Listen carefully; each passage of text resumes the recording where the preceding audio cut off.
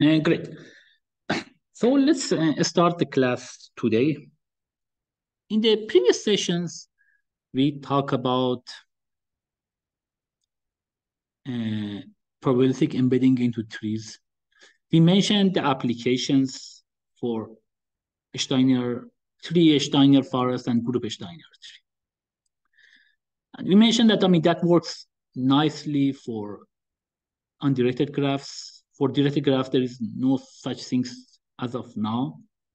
And we mentioned, for example, directed steinertree, getting anything polylog approximation is an important, very important, big problem, big open problem. And then we mentioned that the same concept that the people have essentially towards this theory of everything. When they try to solve a problem for a graph or a graph metric, they can just turn it into trees and then solve it for trees, because on trees, almost all problems can be solved using dynamic programming in polynomials. And we mentioned that first this has been obtained for connectivity problem, and then we mentioned that there are the same thing also for cut problems as well. And we discussed about different things about a spanning tree versus non-spanning tree, Steiner point versus non-Steiner point, etc. that you can go and look at it. Today, I want to talk about FRT.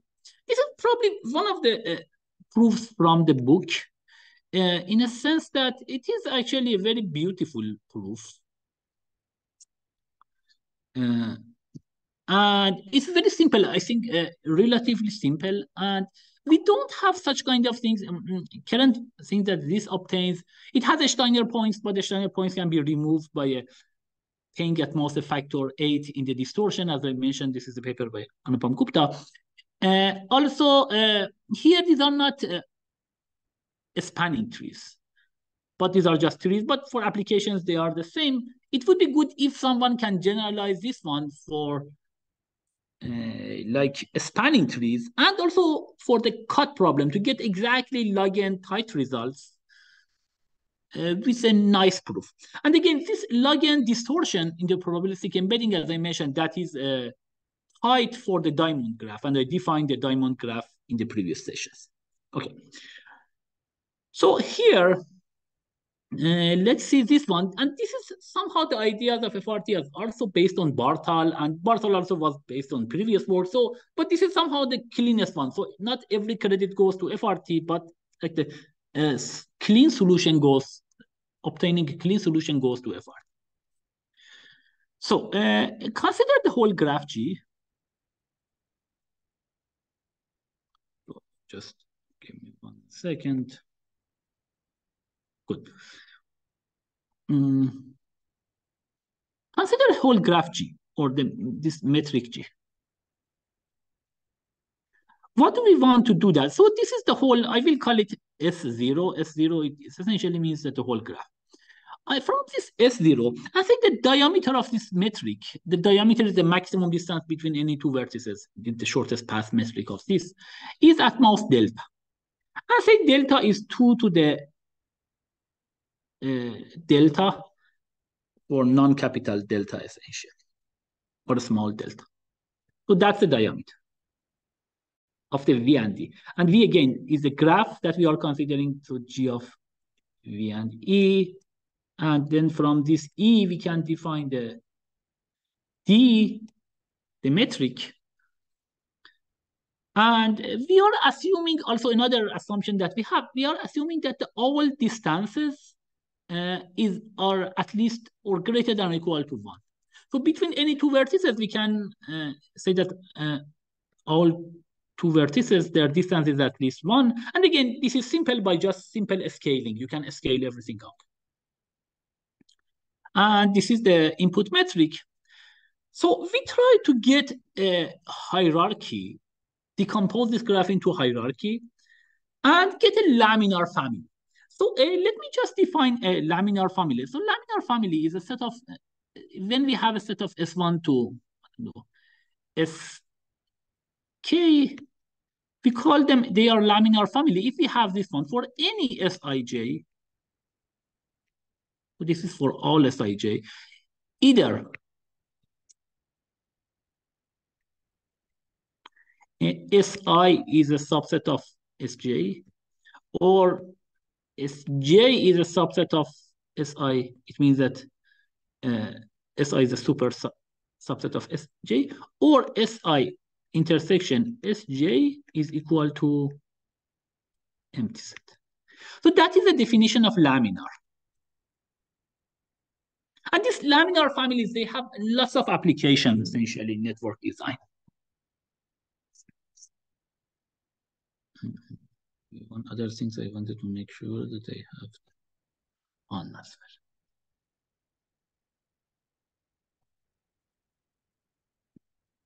well. Good.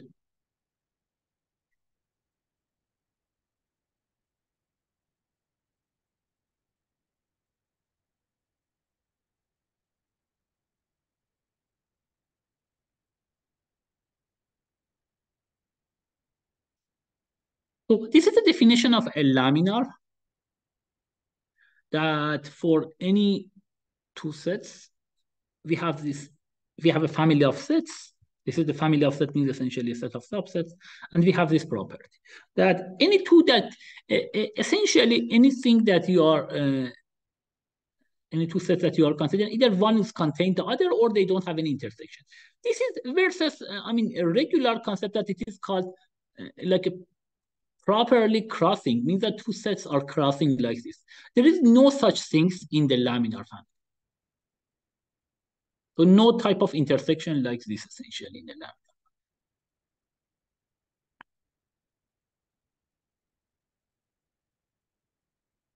Good. Now let's continue.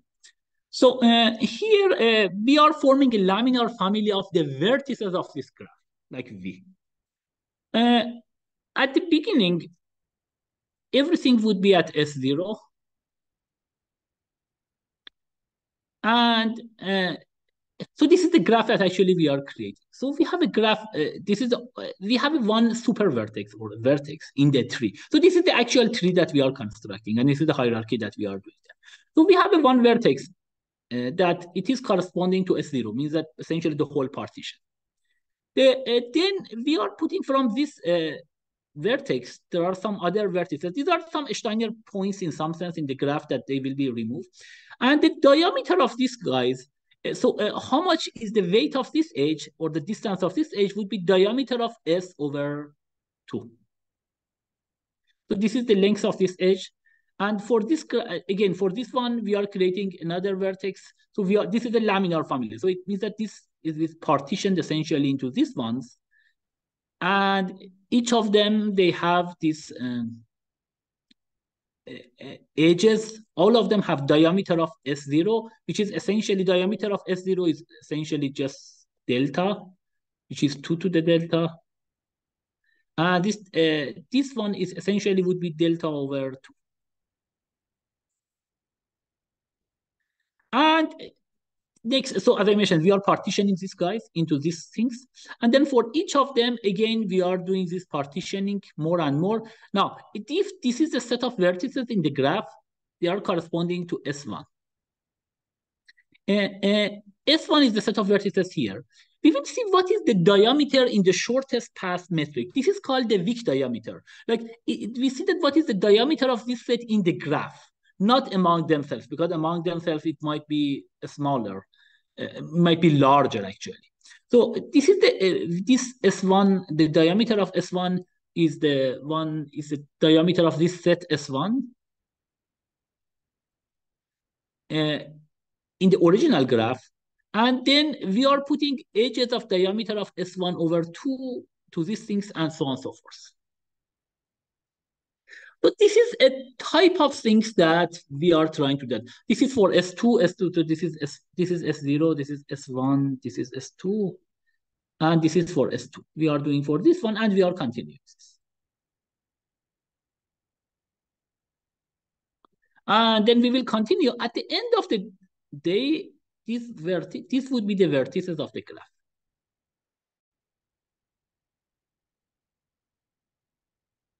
Yeah. Or V. At the end, each of these vertices in the graph would be just a leaf. So this is exactly the tree that we obtain. How do we obtain it? We will discuss it here. And this is the FRT.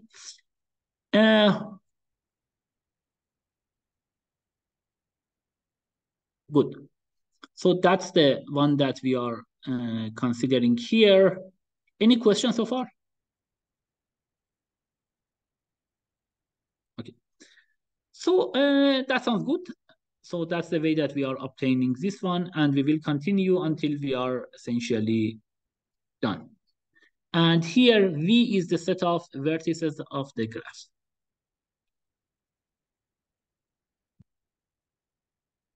And again, this is a beautiful proof essentially, and beautiful technique, so you might be able to use it for others. And again, there was a very large research, persistent research over lots of years, and this is somehow the summary of them is a very nice proof and nice.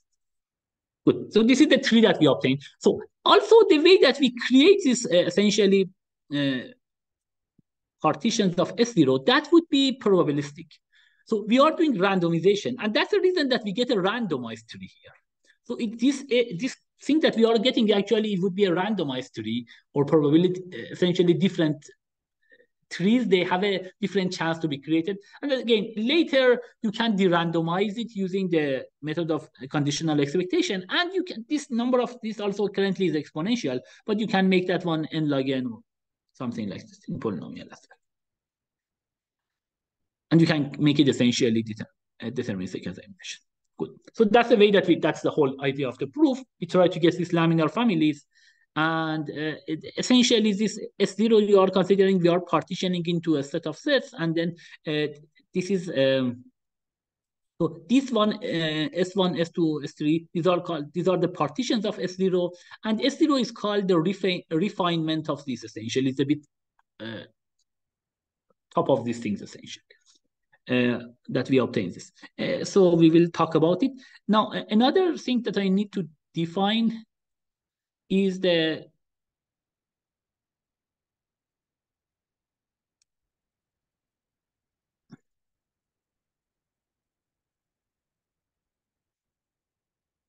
good. So then I also need to define this R cut. Just make it a bit bigger, more readable.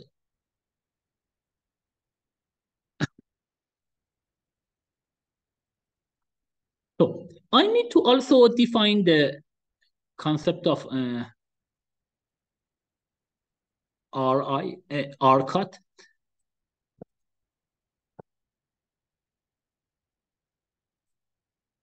So if you have essentially this an R cut decomposition is that you are partition this set of vertices into some clusters. Each of them centered around a vertex R is centered around the vertex C, and they have a radius at most R.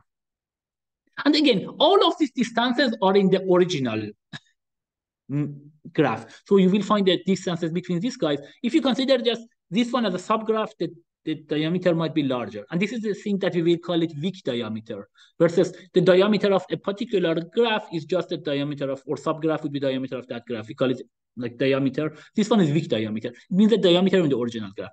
So this is an R cut, essentially.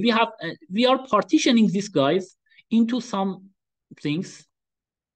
And this is essentially C1, and this is the C2, and again, the radius here is R, and so on and so forth.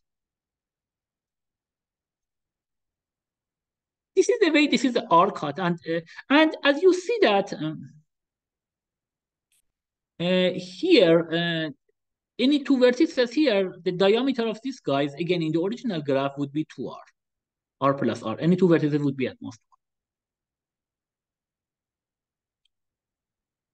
So, what is a hierarchical cut decomposition? This is the one that this essentially to obtain this one, we obtain a hierarchical cut decomposition. Let me see whether this one is a bit better, so I may use this one. So we try to get a hierarchical cut decomposition. What's the meaning of that? It means that we consider V From this V, we will call it the whole. So at the beginning of the things, everything is all vertices are in one partition, and this one is called D delta. So this is and delta was, if you remember, diameter was 2 to the delta. This one was diameter. So this is d delta. Then from this d delta, we obtain some arc, essentially some R cut decomposition. It means that we will cut this one into some things like this.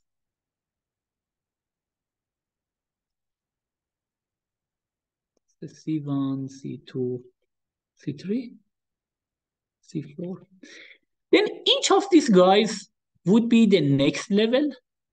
And the R here, essentially, as we discussed, R would be essentially the 2 to the delta in the first level. And then each of these sets that we obtain, this would be like corresponding to these sets. So D would be the whole things, and these guys would be corresponding to this.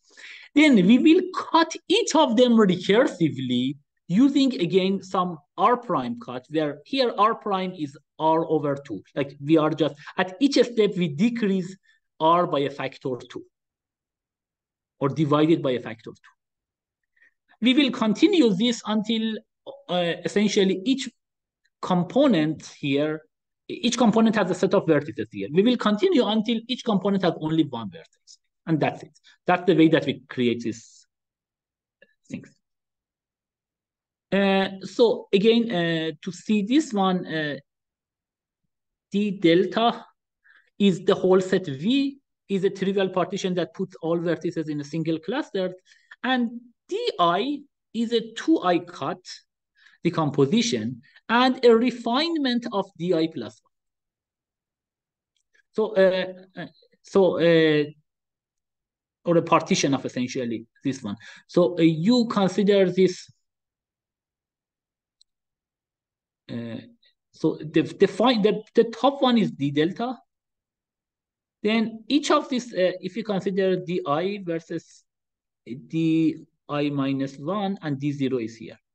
So if you consider essentially, as I mentioned, d delta is equal to the whole set V, or actually this is equal to V, then di is this one is 2i cut decomposition that I mentioned, and it's a refinement of di plus 1. So you consider di plus 1, and then you will do it 2i cut decomposition to get di. And you will continue. And d0, this is the case that these are all have singletons. These are all V1, V2, and Vn. So this is this decomposition that we are considering. So for example, this is d0, this is d delta, this is d delta minus 1, and it contains all of this. So we decompose it into these things. This is the d delta. And finally, this is the d0. That every singleton vertex is in one cluster. So that's essentially the level, the way that we are doing these things. Clear so far? Yes. Great. Okay, so let me clear everything again.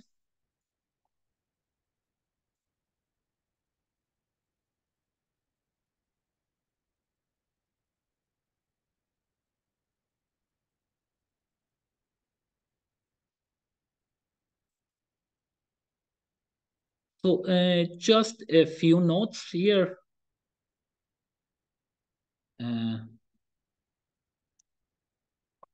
As I mentioned, the distances between any two vertices are at least 1. See whether this one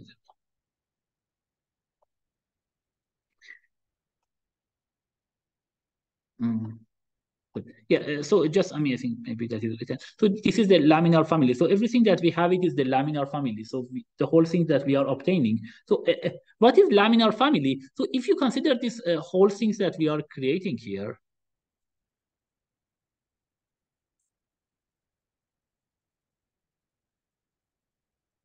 so this is the thing that I have just mentioned. So if you consider this one, these sets that you are considering, these sets at any time, they are a laminar family. So if you consider all these sets together, they are laminar family. If any two sets that you are considering here, so this is one set, this is one set, this is the whole thing is one set, and you are just doing that. Any sets that we have it at any time. If you consider any two sets here. Uh, Always one is either subset of the other one, or they don't have any intersection. For example, no intersection here. And this guy, this one is a subset of this. So this is the laminar family. As I mentioned, the last things, okay, so D0 is the last guy. The D0, because we know that all the distances is at least one, is greater than one actually. We are assuming that all the distances are slightly greater than one. We know that at a D0, we will have the diameter 2 to the 0, because at level, the D delta had the R cuts that we will consider, it was 2 to the delta. So for D0 would be 2 to the 0, but which we equal to 1. If you consider that one, in D0, no two vertices can be in the same one. Why? Because you will consider one of these vertices, you will put an R cut, essentially radius R, and because the distance between these guys are greater than one, this guy should go essentially out of this. So because the distances are all greater than one, we know that at this point, everything, if you do the R cut decomposition, naturally everything would be in different sets. So this is like, for example, these are the singletons that we are talking about. And again, the whole set, if you consider all of these sets that we are forming during these things, all these sets in these partitions over all things, all of them form a laminar family. Good. So I think uh,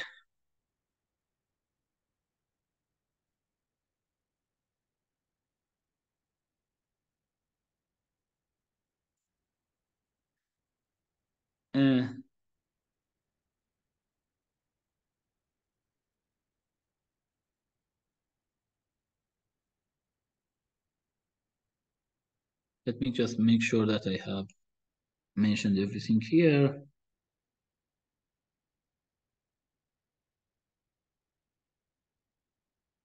Good.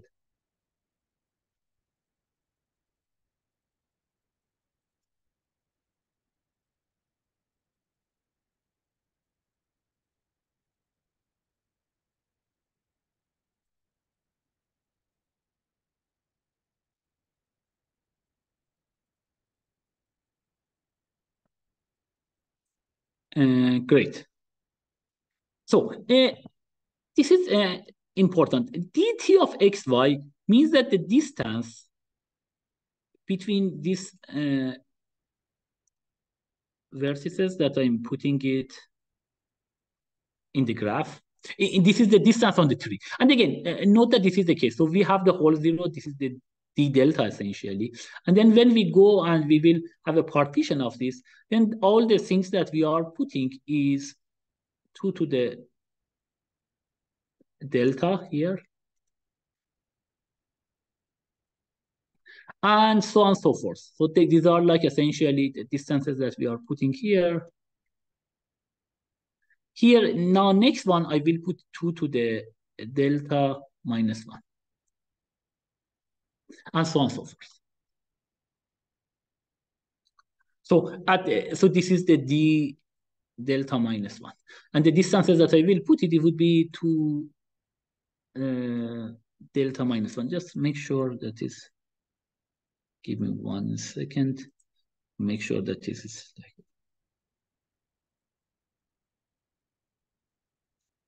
good. Here, really, we could put 2 to the delta or 2 to the delta minus 1. Doesn't matter that much. Only thing is just changing by 1 here. But yeah, so and you want to now find two vertices, so you will come to vertices V1 and V2. You want to find the distance in the tree, you will just essentially find the least common ancestor, and this would be the path that you are going there, and you will contain the set of vertices, the set of edges. So this is the weight of the edges, 2 to the delta, 2 to the delta minus 1, and so on and so forth. And then for any two vertices, you can define the distance according to this one. And if this is a t, this is dt of xy for any xy. Now, the first thing that you want to show, and as I mentioned, the diameter of the graph is delta, and we are assuming that delta is greater than 2 to the delta minus 1 and less than or equal to 2 to the delta for some integer delta here. And this is a hierarchical cut decomposition. The first level is d delta, and the last level is d0. Now, what are the properties of the probabilistic embedding? So we want to first, we say that this embedding that we have is a dominating tree. For a dominating tree to have, we need to say that all the distances are just increase in the tree comparing to the graph. So this is the first thing that we try to say.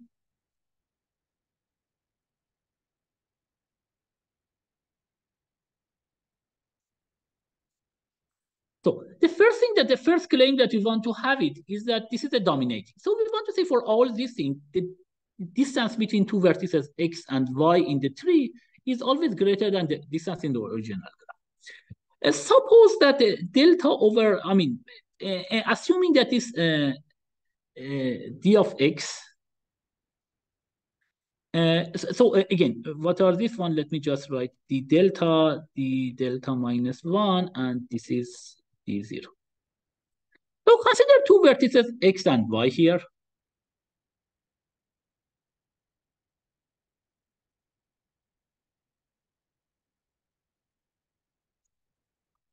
So consider two vertices x and y here. And say the distance between them is actually is, let's see, just I think this inequality might be important here. Yes. So assume that the distance between these two vertices is greater than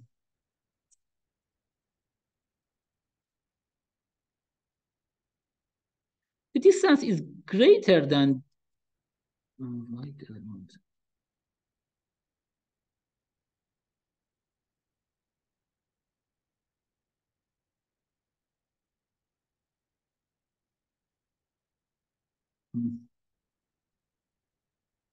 give me a second, like.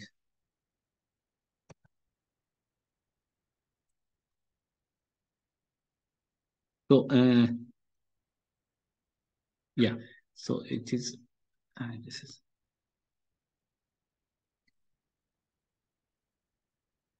Do you hear me well? Yes. Okay, so this is the one that. Let me do a stop share. See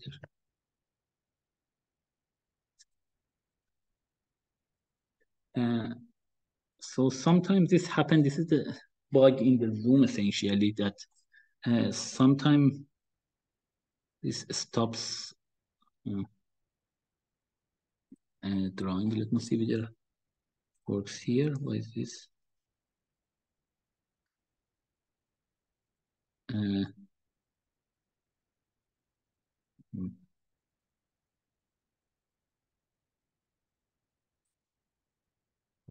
So let me just do it again.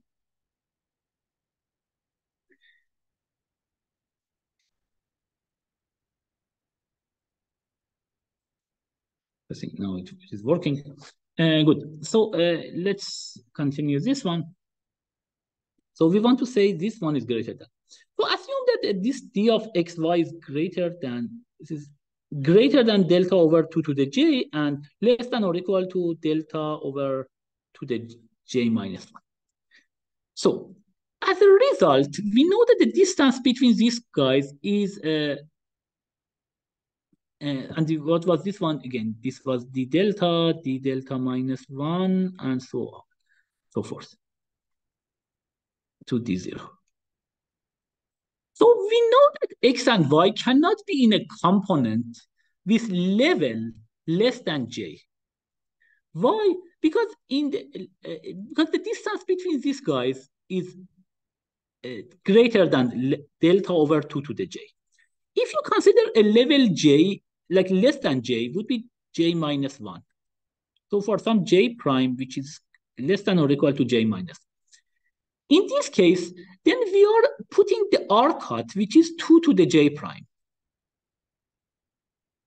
So we will consider the vertices, and among them, we are doing this kind of r cut, where r is 2 to the j prime.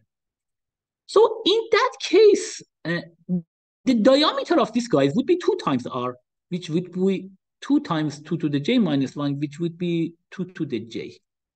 But that would be less than or equal to this. It means that this x and y cannot be in these components anymore because we know that the distance of them is greater than delta over 2 to the j.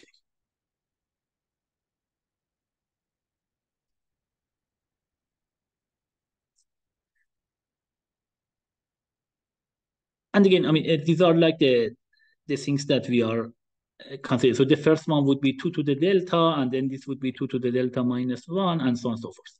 So when we consider this one, we know that so these guys, x and y, cannot be in one component, cannot be in the one component that they cannot be both in two components that the distance between x and y, like the radius of this guy is 2 to the j prime, where j prime is less than j, because then the distance between them would be at most 2 to the j. But here we know that, I mean, this one essentially the distance between them, so this, so if you consider from this, actually this j maybe is a bit,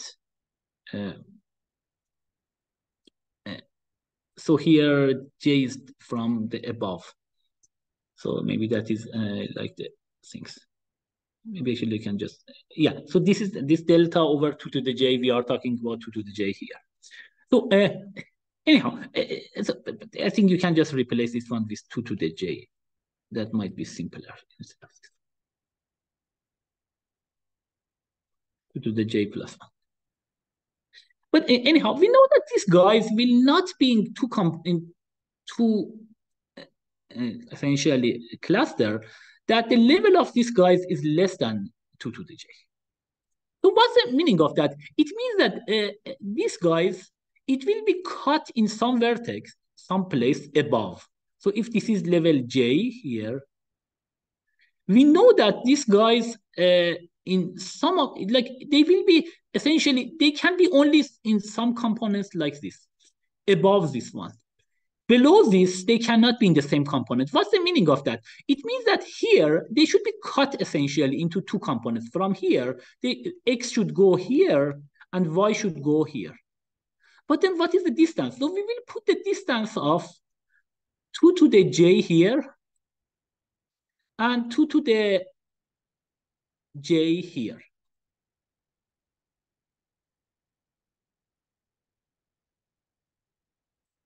So the distance of this guy would be at least 2 times 2 to the j, which would be 2 to the j plus 1. Good. And we knew that the distance of this guy, as I mentioned, is, so we had it, the distance of this guy, d of xy, is less than or equal to 2 to the j plus 1. So we know that at these guys, they cannot be essentially beyond this level j, they cannot be in the same component. It means that they should be cut essentially by one of two things. And because by the definition, when we cut it at level 2 to the j, we are putting the edges of 2 to the j. This would be 2 to the j, this would be 2 to the j.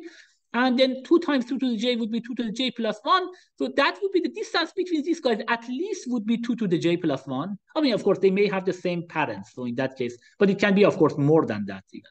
But it is at least 2 to the j plus 1. And we knew that the distance between these guys is at most 2 to the j plus 1. So we know that the new distance on the tree is greater than or equal to the distance in the original graph.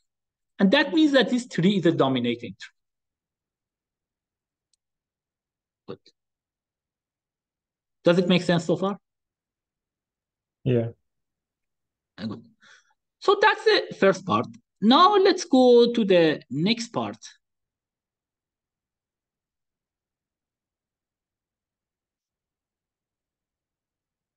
So we have essentially shown that they are always dominating. So now the only thing, now the remaining thing, we want to say that the expected distance, we want to show essentially the other thing. We want to say that expected distance, so we want to say expected distance of dt of xy is indeed is less than or equal to log n times the distance in the original graph. And here, this is the dg.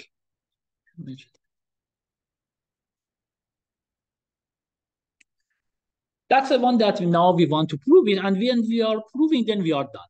And that's essentially the whole paper. Good. So now let's go and see what is the exact way that this will be constructed. So far, we have just mentioned about the general tree that with this property it has it. But FRT is constructing such a tree, but with some specific things that we are talking about it. So this is the FRT algorithm. And this is fractal, that the first one is hard, then Rao and Talwar. So we are choosing a random permutation pi, which is V1, V2 to Vn. We are just generating one. So this part of the argument, this random permutation, is very similar to the secretary problem. I mean, this is the one part of the argument. And this random permutation is used a lot, this type of argument. Then the second interesting thing, this is actually a very nice thing that they are doing. They choose a beta in the range 1 to 2 randomly from the distribution P of x 1 over x to the ln of 2. So note that, what is the shape of this distribution? Let me just.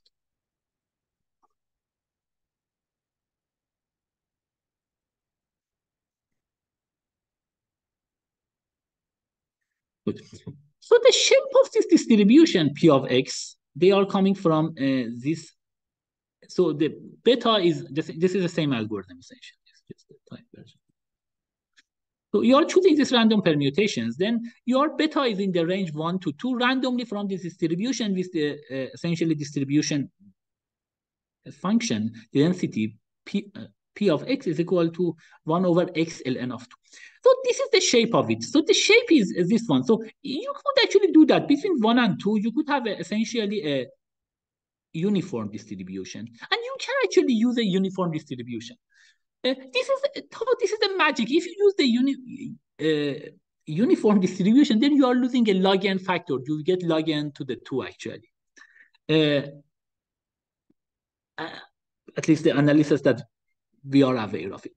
Here it is slightly different. So what is the distribution? The distribution here, it has like, it would be something like this. It is between 1 and 2. So this was 1 and 2. That was uniform, 1 and 2. Here it is not uniform.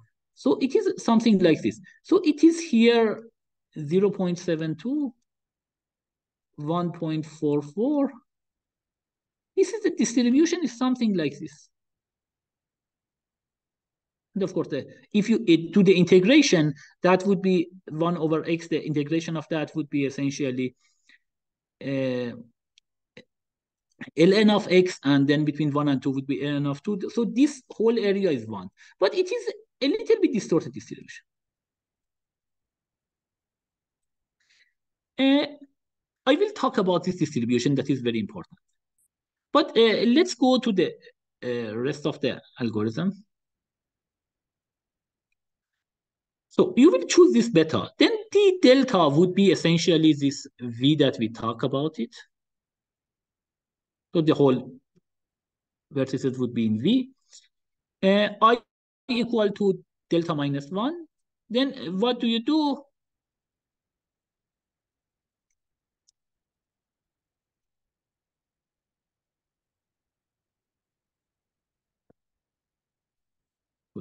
Now, you are doing this while di plus 1 has non-singleton clusters. Non-singleton means that there are more than one vertex in the set that you have it. What do? You will put beta I 2 to the I minus 1 times beta. And again, I here is delta minus 1. So you start from large I. So you will put essentially beta I equal to 2 to the I minus 1 times beta. Then for I equal to 1 to n, you are doing this. So you are doing essentially this, forming this clustering, but going through these permutations. For every cluster S in di plus 1, so again, di is not just, this was the di, d0, and then why this one essentially? Yeah. So this was d0 and this was d delta actually. And then d delta minus 1 and so on. So d delta minus 1, it was not just, this was the whole partition that, so this is the whole partition was d delta minus 1. And so on and so forth. D0 was the whole thing. So for each of these, so now you will consider, for example, here, we are here. For each of these sets that you have, each of these sets in the decomposition that you have it, you want to find a refinement of that. You want to partition it. For each set, essentially, you are doing this one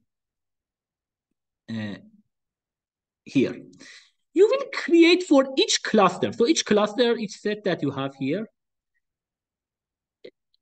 for each of them, you are doing that. Create a new cluster consisting of all unassigned vertices in S with this distance less than beta I to pi of L. So what do we do? So you are considering, so this is actually the beauty of this algorithm. Random permutation is very interesting. So you will go through this V1, V2 to Vk. For each of them, you will consider, for example, here, all vertices whose distance to this guy is at most 2 to the I, you will put them in the new cluster.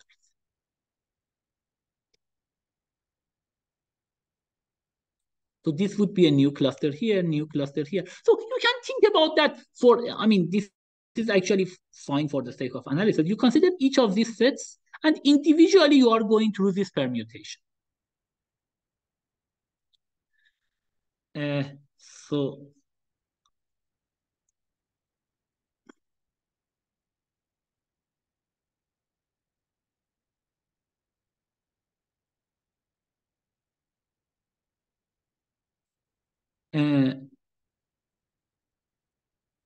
good. So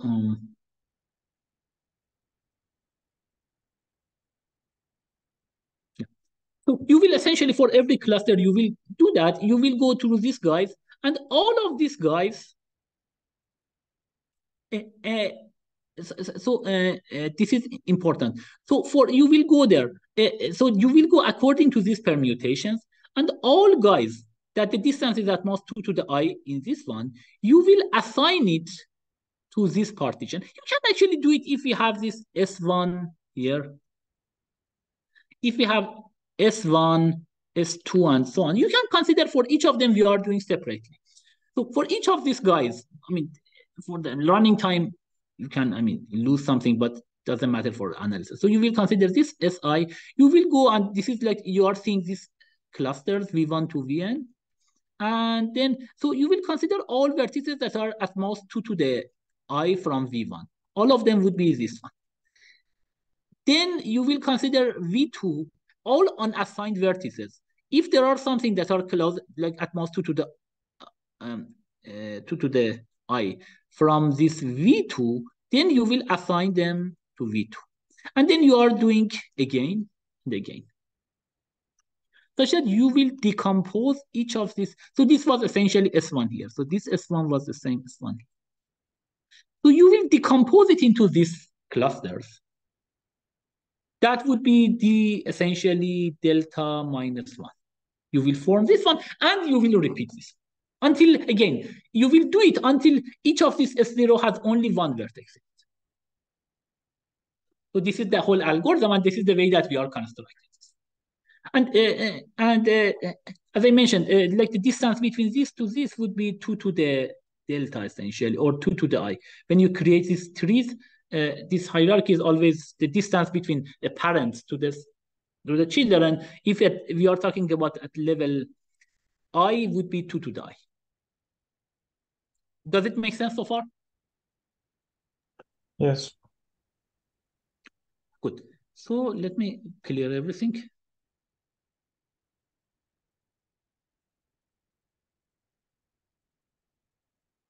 So now this is the main things, and we are done. We want to bound the stretch. So we want to bound the stretch of this tree. So in this, like essentially, we want to say the expected distance is at mass order log n times the distance. That's the thing that we are done.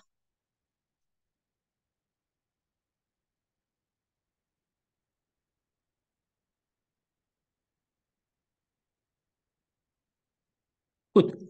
So the first thing is this one. That if consider an edge UV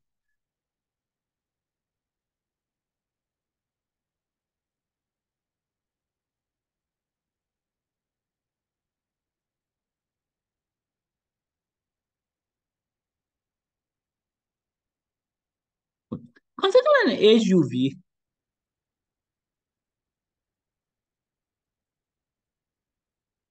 we will consider this edge UV.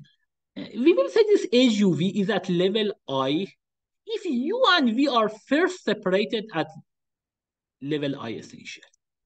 So what's the meaning of that? It means that so far, essentially in these delta that we had, this UV were the same essentially. Then you will come again here essentially the delta minus 1. Again, UV were in the same thing. And here, say, here, for something like the delta minus 2 maybe, this U is in one cluster and V is in another cluster. Then we say that U and V are separated.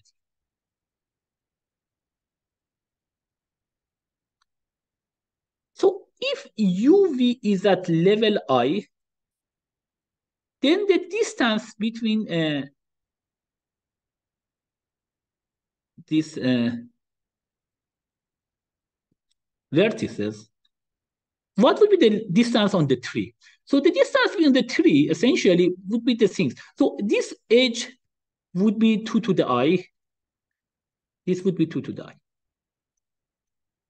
Correct? What about this edge would be 2 to the I minus 1. This edge would be 2 to the I minus 1. This would be 2 to the I minus 2. This would be 2 to the I minus 2. Until this U is here as a singleton, and V is here as a singleton. So what is the distance between these guys? Because they were in the same cluster before, and this is level I that we are talking about it. So it would be sum of these numbers. What are these? 2 times essentially the sum of the numbers from one, essentially 2 to the I, or 2 to the JJ equal to 1 to I, 2 times that. Why 2 times? Because here, and this is from starting from 1. This is the minimum distance is 1, and then it becomes at most 2 to the I. So the distance between, so if this guy U and V become separated the first time at level I, it means that U and V are in different clusters. Then the distance between them would be 2 to the I plus.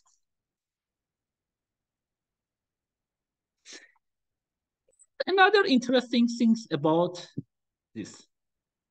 So that's the first lemma. Let's go to the second one.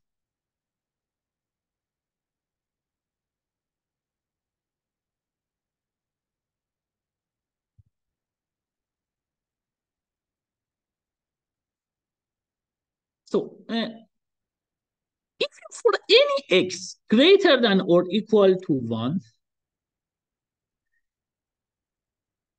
the probability that some bi lies in the range x and x plus delta x is these things. So this is actually this thing that I mentioned, this probability distribution that I have mentioned, that we are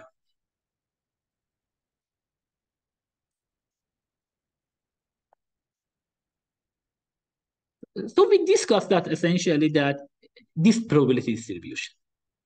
So this probability distribution is beautiful because if you consider so this we are defining between 1 and 2, and then we will multiply it by 2 to the I minus 1 to get a different thing. But this is defined only between x between 1 and 2. But when we multiply this one, then what will happen if you consider any x? This x, it can be anything greater than essentially 2 even. Then the range that we have essentially this beta falls between x and x plus delta x is 1 over x ln of 2 d of x. And again, we define it between 1 and 2, but why do we have it? Because this is the beautiful thing. If we have just defined it as a uniform distribution, the density between 1 and 2 essentially was like you could just define between density of this one essentially was a constant thing. So 1 over 1, the density function was constant. There was no x in the denominator here if we have defined as a uniform. But here we have x here and d of x. So because of this scaling, when you go for larger x, this will essentially, you can just see that this x will be scaled by the factor 2 to the I minus 1, and d of x is also scaled by a factor 2 to the I minus 1. And these two will cancel each other. So essentially for any x, even greater than 1, still we have this one that when you are doing that, the density would be the one that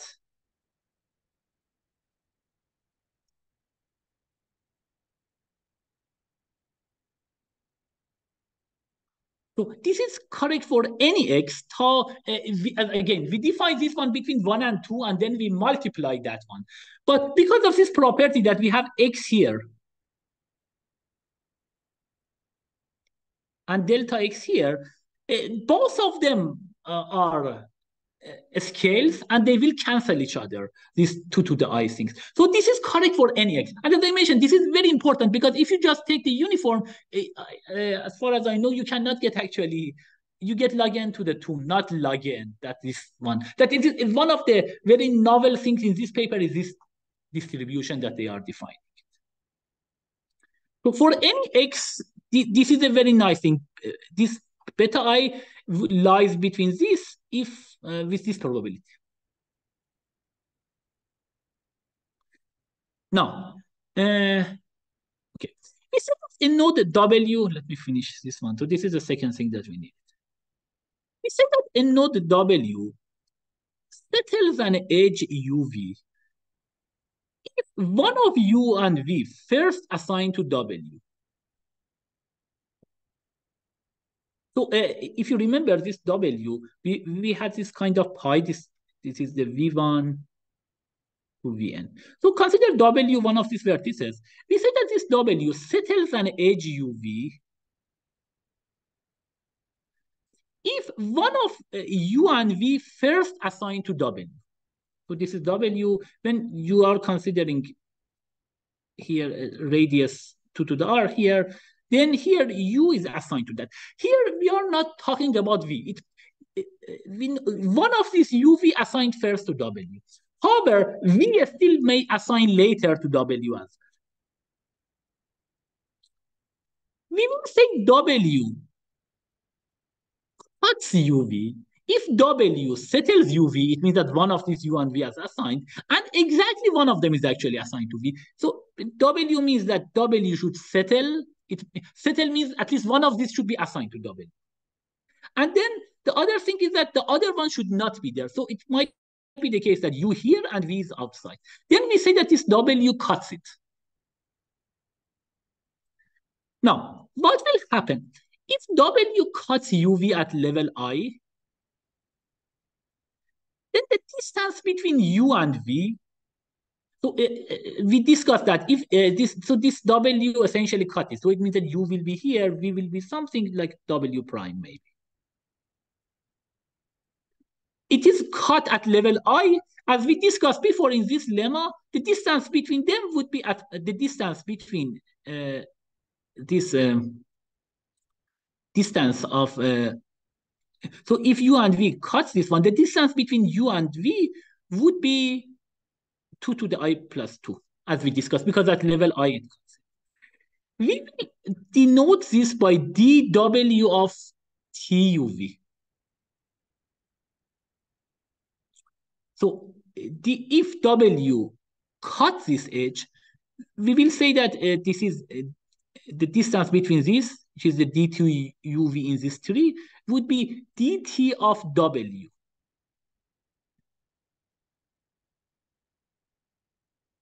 Now, here in some sense, if w cuts this edge uv, we will say that we will blame w for producing a distance 2 to the I plus 2 for this vertex uv. So what's the meaning of that? The whole thing is a randomized process. We know that the expected distance between two vertices here, this is the very critical thing, is summing over all w's, that the probability that w cuts uv times the distance that causes this. So you can actually think about this one. So this is, you can write first this one and then write it like this. So you can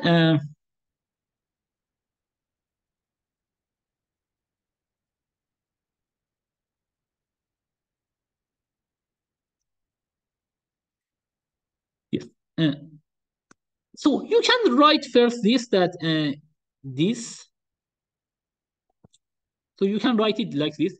dt of uv is equal to 1. This one is the indicator things. So dt of uv is that essentially whether if w cuts this one, w cuts uv at level I times 2 to the I plus 1. And then you can see that dt of uv is less than or equal to sum over all w dw of tuv. As a result, when you write the expectation,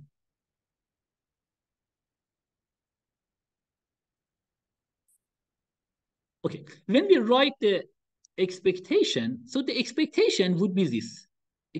Distance between this would be this w probability that w cuts uv times z of this.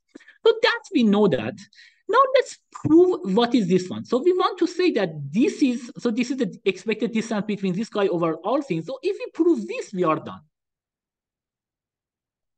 Now let's that is the only thing that we need to essentially prove here, and then we are done. So to prove this one, sort the vertices according to their distance to either u and v. So consider this uv and sort these vertices. So the vertices would be essentially w1, w2, and wn.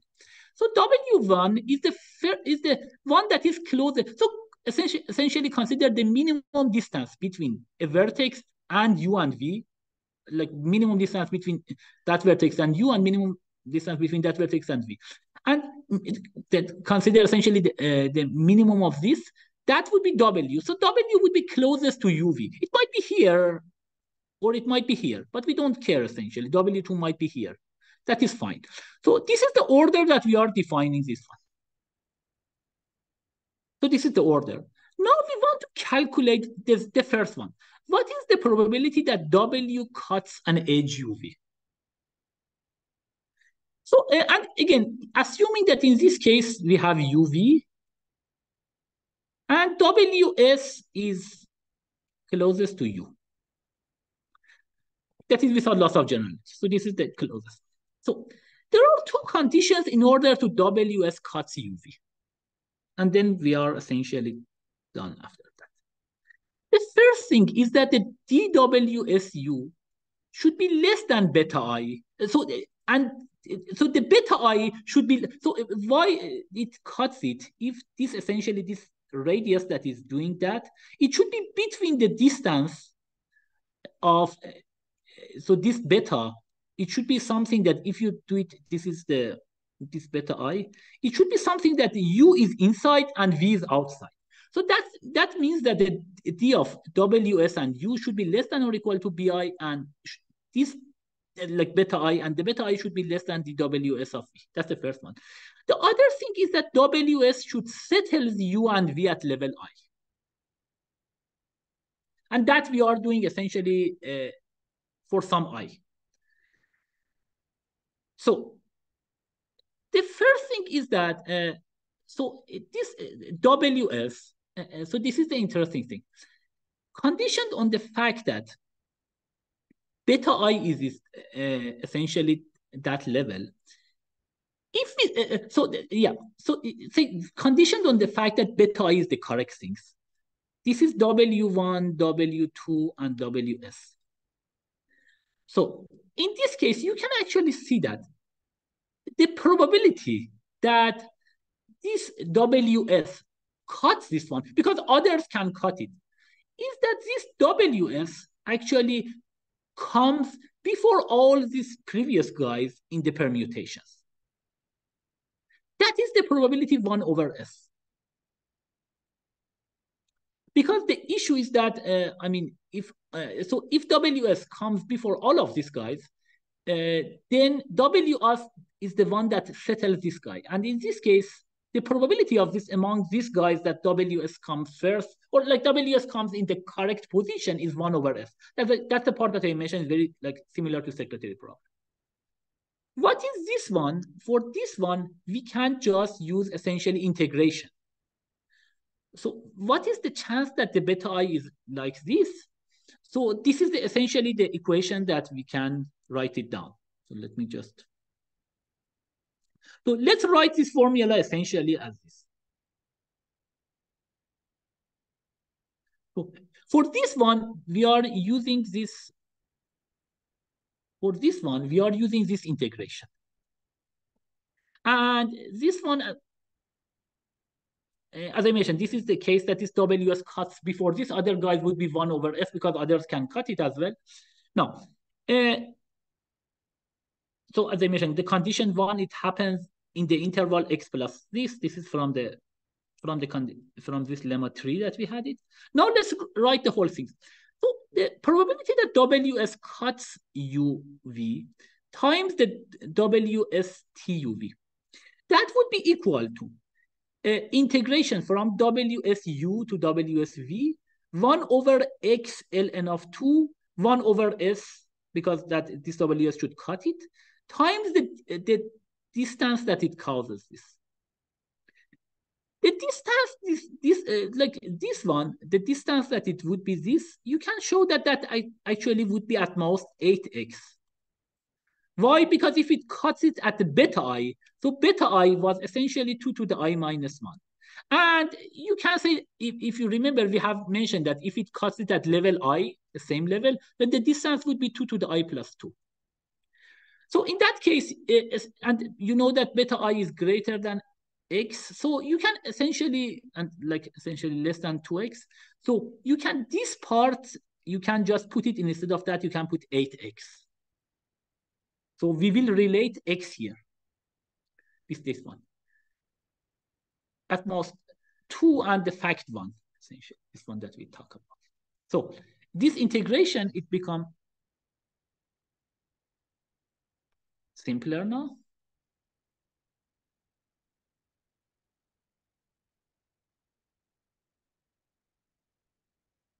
So then we have this integration.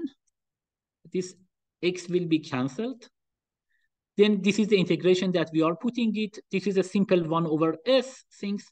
This S was essentially independent of this because it was dependent to S according to the global order that we have it. So S comes out of this, ln of 2 is coming, that would be a simple integration between these two. And you can say that this is by triangle inequality is at most DUV. So that we related to DUV.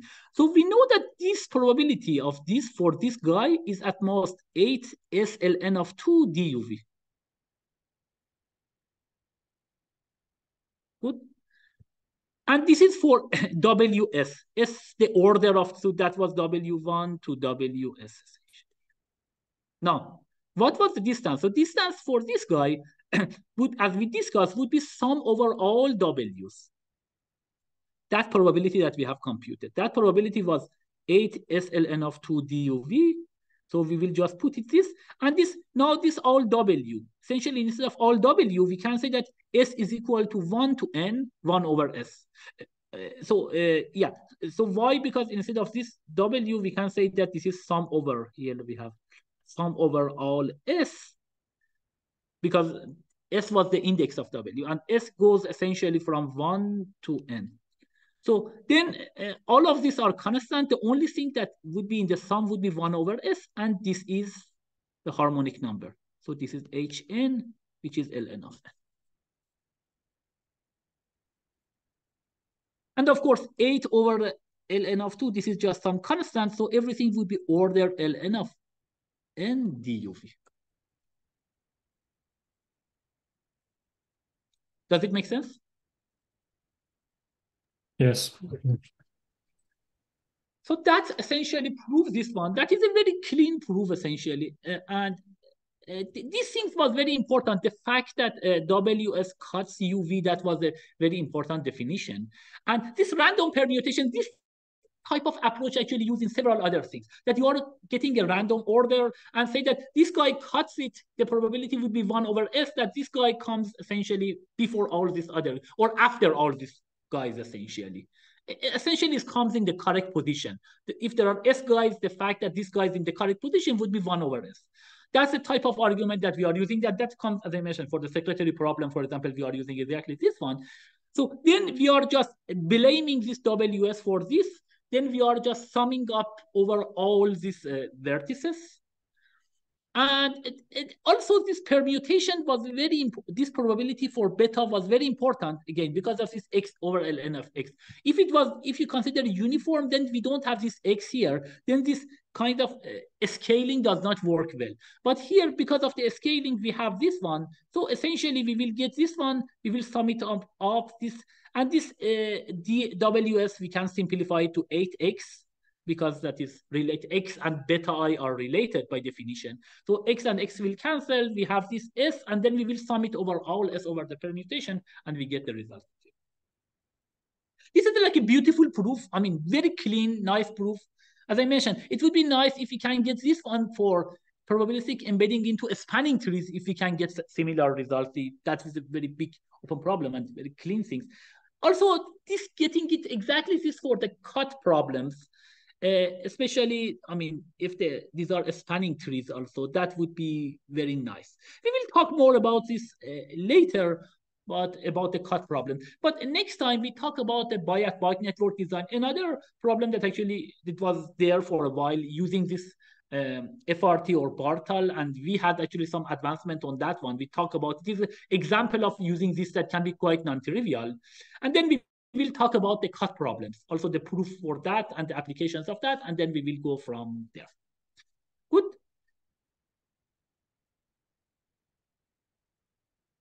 Okay, so we will finish and then we will continue next time.